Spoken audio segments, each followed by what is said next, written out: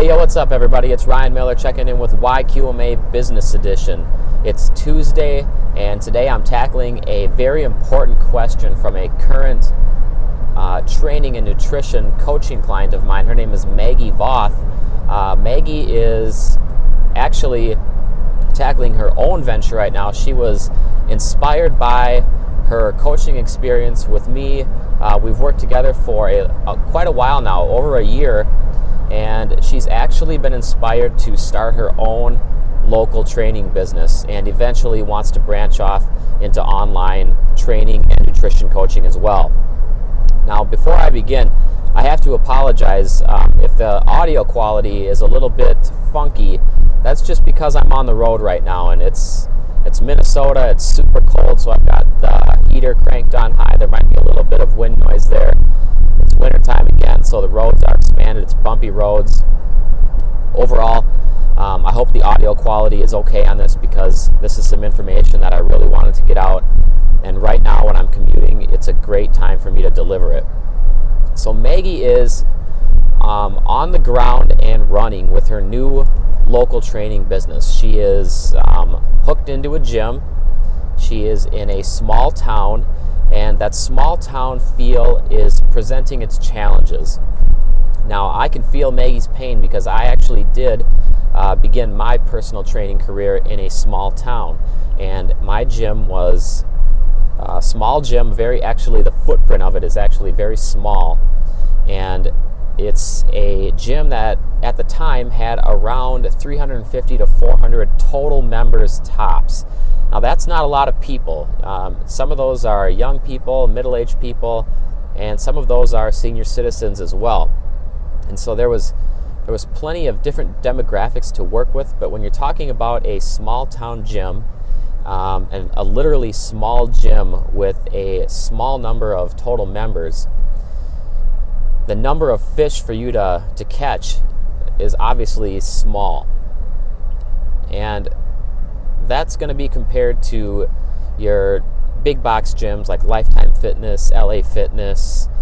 Those are gyms that have thousands of members, multiple trainers, and a very big pond to fish from.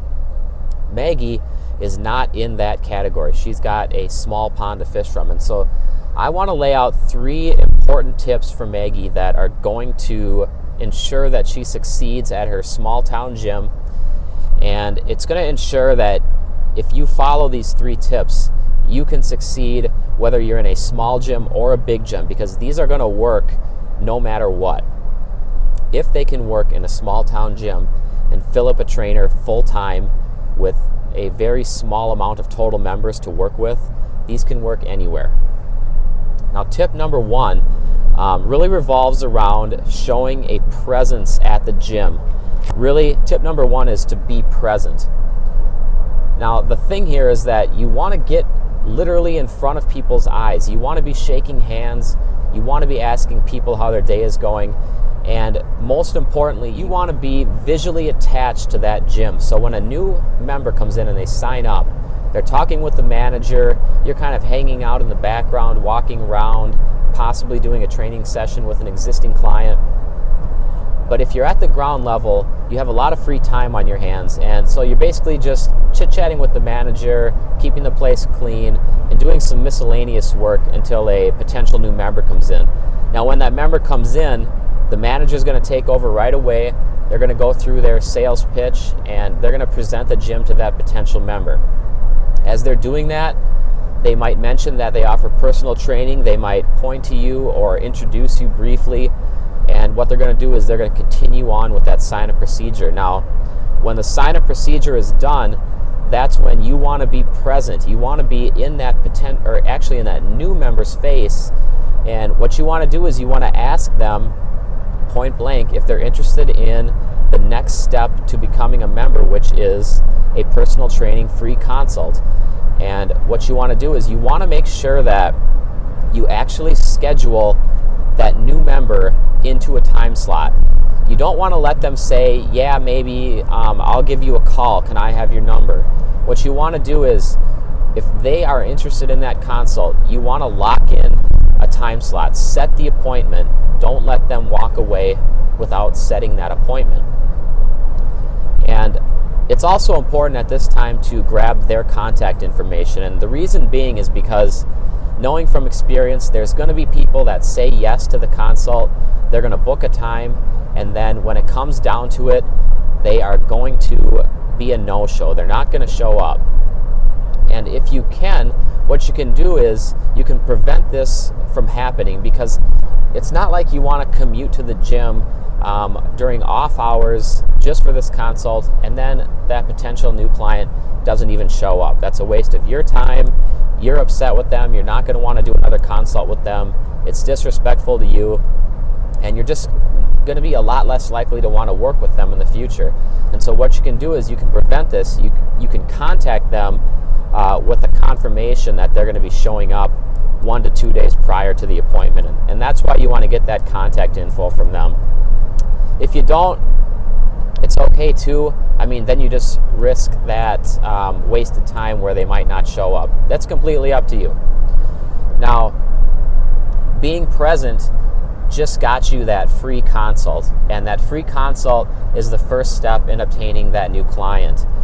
And it's, as you can see, it is an important step. And when you're just starting off, you have free time. So just sit around the gym, go there like you would normally be going to work.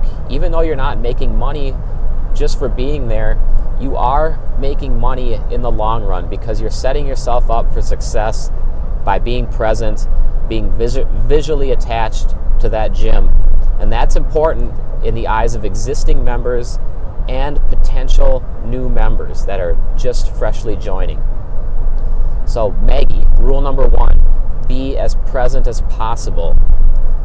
Now, the important rule number 2 is that you want to be able to convey that you have the knowledge that the potential new client needs in order to meet their goals, in order to meet their training and or nutrition goals. You want to convey that you have that knowledge.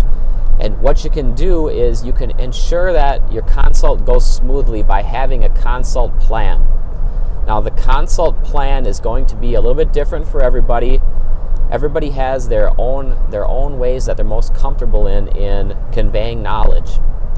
For me, it was making sure that I had a outline form, a questionnaire that I would give to potential clients. And I would give that to them right at the start of the consult. I would tell them to take as much time as they need, fill out the questionnaire, answer the questions. And while they were doing that, I would actually walk away, because nobody wants to be filling out a questionnaire and having somebody just standing right in front of them or leaning over their shoulder watching them fill out this questionnaire. It's uncomfortable and it's awkward. So what you can do when they're filling out the questionnaire is you can go grab a bottle of water for them. I recommend having water that is accessible to you at the gym for this purpose. And I actually recommend that for every training session that you do with a client at that gym too. Hand out a free water. It's a great gesture. It's good manners. It's professional. If your gym doesn't have water, bring one from home. It's fine. Just bring it from home, keep it cold, and deliver it to that consult as soon as it starts. Now, once the questionnaire is filled out, you're watching them out of the corner of your eye, and you know that it's done. So you head on over, ask them how the questionnaire went. Everything, nine times out of 10, it goes very smooth. And then what you can do is you can sit down with them and start going over their answers. Now, as you go over their answers, you're outlining the consult by nature.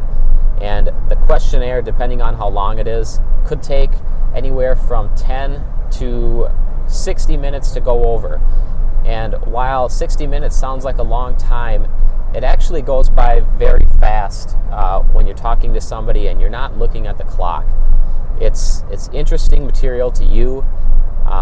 They're going to have some questions which give you a great chance to convey that you know what you're talking about and that you have a plan for them. So as you're going through their answers and providing your thoughts on them and feedback, telling them how they can improve their lives to get them closer to their goals, what you want to do is eventually at the end point you want to have a plan, a rough plan laid out for them. And you can jot this plan down on a blank piece of paper as you're going through the consult. Everybody's plan is not going to be the same, and you're not going to be laying out the specifics. It's not like you're going to lay out the exercises and sets and reps for each training day. You're going to lay out a general rough plan that they can see, that they see it manifest in front of them as you're going through their answers to your questionnaire. And that's really cool for them, because it shows that off the top of your head, you know exactly what you're going to do with them, and it gives them a sign that they can be confident in you. You have knowledge, you can convey it, and you can deliver it to them if they sign up for personal training sessions. So as you're going through that consult, you're planting the seed that this person is ready to work with you. They're happy with your consult. They can see that you know what you're talking about, and if you're lucky, they're going to take that next step for you. Now, when the consult is nearly over, that's when you want to outline your pricing, and then what you want to do is you just want to ask them whether they are interested in training with you or not. And then the key is that you want to be quiet. You want to shut up. You don't want to talk them out of the sale, because people do this. People just ask the question, and then they're nervous, and then they start babbling, and if the person might not want to sign up, but maybe they do a little bit, maybe they don't a little bit, the more you babble, the more chances that you're going to give them something to feed off of, where they can convert their answer to a no instead of just saying yes. And that's important. So when you ask them the question, if they're ready to start training with you, just ask them and then stop talking, and then don't talk again until they give their answer. Now, obviously, an important step or an important tip that I just went over is the consult, and using that consult to convey knowledge to the potential client. You have to be able to do that. You're not going to sign up for anything with somebody that you feel like they don't know what they're talking about. So convey that knowledge through the consult. Use the general consult outline that I just outlined for you. Important tip number 3 is to look the part. While this may sound shallow or materialistic, or whatever term you want to use to describe it, you're not going to sign up for training with somebody that doesn't look like they train themselves. And the same goes for any other industry. You're not going to sign up for any type of service with somebody that looks like they don't know how to use the service on themselves. And so looking the part is important. And it should be easy to do, because you're passionate about training, you're passionate about nutrition, and when you're passionate about things, you follow those things in life. And so by nature, as a trainer, as somebody that wants to be a trainer as a full-time job, you should at least be in shape. And while this is something that many people disagree with, and while people that are out of shape can have great knowledge on training and nutrition, I mean, they can have top tier prime knowledge on training and nutrition, even though they're out of shape. I mean, it still comes down to the fact that if you put that person that's super knowledgeable next to somebody that's less knowledgeable but is in perfect shape and is a great visual example of what that potential client wants to be, I think you know which person that potential client is going to go with for their training services. They're going to go with the person that looks the part and that visually impresses them the most.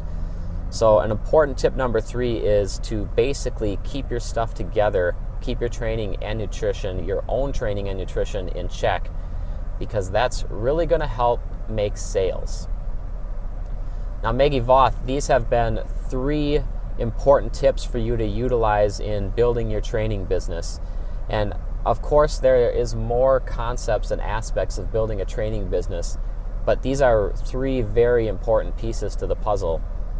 If you take these to heart and you utilize them, what you're going to find is you're going to find that you are going to be signing up new clients, and you are going to be present in the gym, and you are going to be visually linked to the gym through its members' eyes and potential clients' eyes.